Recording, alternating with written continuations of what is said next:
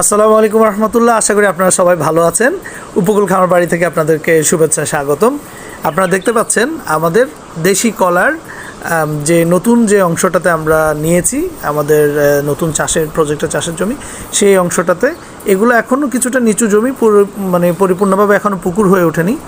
পিছনের যে নতুন পার্টটা দেখতে পাচ্ছেন এই অংশটা আমরা এবার নতুন করে পুকুর করেছি এবং সেখানে কিছু নদীর পানি এনে আমরা সেখানে নদীর কিছু মাছ একটা ট্রায়াল দিচ্ছি। দেখা যাক এটা কি কেমন হয়, আপনাদেরকে জানাবো।